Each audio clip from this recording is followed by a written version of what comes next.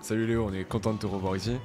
Une montée en élite avec les espoirs, 12 matchs et 4 essais en Pro D2, un titre de champion du monde. Cette saison, tu vas t'en souvenir. Ouais, je vais m'en souvenir. À peine titré, tu retournes à l'entraînement, t'as pu recharger les batteries? Ouais, j'ai bien rechargé les batteries, j'ai coupé 3 semaines quand même. 3 semaines? Ouais, non, j'ai bien coupé, ouais. Ça m'a fait du bien. Surtout à la tête, mentalement ça m'a fait du bien. Parce que la saison elle a été très longue, 13 mois c'est long.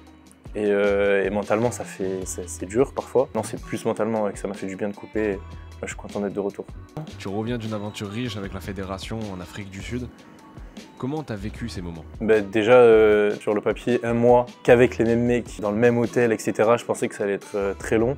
Mais au final pas du tout. C'est passé hyper vite, c'est passé vraiment super vite. L'entente elle était super bonne avec l'équipe, du coup on s'est régalé franchement. Et non, qu'est-ce que j'ai aimé, c'est le cadre dans lequel on était parce que comme ils avaient gagné la dernière édition, on a pu choisir en premier l'hôtel, le lieu où on s'entraînait, etc. Et en fait ça paraît anodin mais ça change beaucoup de choses parce que l'hôtel il était vraiment très bien, les gens hyper accueillants, etc. Et le terrain d'entraînement il était incroyable juste en bas de Table Mountain. Donc pour s'entraîner c'était vraiment parfait.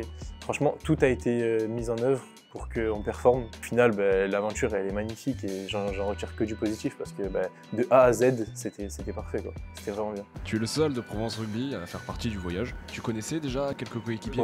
Ouais, en fait j'avais commencé les stages au début de l'année, en novembre je crois, ou en octobre de 2022. Et en fait sur les différents stages dans l'année, aux 6 nations et même sur des autres rassemblements qu'on a joué contre la Géorgie, etc.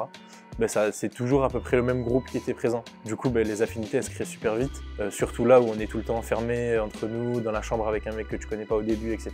Mais du coup je connaissais tous les mecs et ça c'est hyper bien passé. C'est bien, hyper bien passé. Penses-tu que l'expérience avec cette équipe de moins de 20 ans va te servir au club? Ah, c'est sûr. Mais rien que dans le rugby, ça va me servir. Parce que c'est une autre façon de voir le rugby, la fédération ou là, le club. Et du coup, c'est prendre le bon dans chacun. Et au final, j'espère que ça va me servir et que je vais réussir à en tirer que du positif. Mais ouais, même humainement, ça me sert. Parce qu'on voit qu'on est hyper privilégié en France. On voit qu'on est hyper privilégié dans l'équipe tout court par rapport aux autres gens qui étaient là-bas, etc. Donc ouais, que ce soit humainement ou rugbystiquement, oui, c'est sûr que ça va me servir. C'est à moi de le montrer sur le terrain avec Provence. Et j'espère que ça va le faire. Est-ce que la pression ressentie, en finale par exemple, durant cette Coupe du Monde, t'a donné un challenge mentalement par rapport à la Pro D2? Ouais, c'est différent. Oui, c'est différent, c'est sûr. Enfin, j'ai plus stressé à la demi-finale. Je me suis dit, ah ouais, là je stresse. Alors que d'habitude, ça va. Et sur la finale, non, j'ai pas tant stressé que ça. Comme le groupe était serein, ça t'amène toi aussi à l'être. Et au final, c'est que sur la demi-finale où j'ai vraiment stressé. Mais c'est pas par rapport au stade, etc. C'est plus le contexte, le fait que ce soit une demi-finale, une finale, etc. Mais par rapport à de la Pro D2, non, des fois, en Pro D2, il y a eu des matchs à Vannes, par exemple, où il y a beaucoup d'ambiance, etc. Il y a des stades comme ça où il y a beaucoup de bruit. Donc non, ça m'a pas trop perturbé, ça. Est-ce qu'avec cette Coupe du Monde, t'as senti une montée en notoriété ou en soutien, que ce soit sur les réseaux ou dans la vie de tous les jours? Sur les réseaux, j'ai reçu beaucoup de messages de gens. C'est ça qui est hyper beau parce qu'il y a plein de petits qui commencent le rugby, qui t'envoient des messages, même des petits du club et tout, ça fait plaisir. Donc ouais, c'est plus sur les réseaux. Après, dans la vraie vie, un peu moins parce que bon, on n'est pas non plus hyper médiatisé, mais ouais, sur les réseaux, ouais, je l'ai vu un peu. Il y a aussi cette nouvelle expérience qui est d'être un modèle pour les plus jeunes. Ça fait trop plaisir. Ouais, ça fait trop plaisir parce que moi je me rappelle quand j'étais petit et que je regardais les U20, pour moi c'était incroyable et tout. Et nous on s'en rend peut-être pas forcément compte parce qu'on y est maintenant, mais quand les petits nous envoient des messages ou qu'ils veulent prendre une photo après les matchs et tout, en fait ça fait trop plaisir de les voir qui nous regardent avec un grand sourire, etc. Ouais, ça fait vraiment plaisir. 10 matchs en Pro D2 il y a 2 ans, 12 sur la saison dernière. Quel objectif personnel tu te fixes? Toujours plus. Enfin, la première année, j'en avais fait un certain nombre que je m'y attendais pas du tout. L'année dernière, je voulais en faire plus, j'ai réussi à en faire plus. Et là, cette année, je veux en faire le plus possible.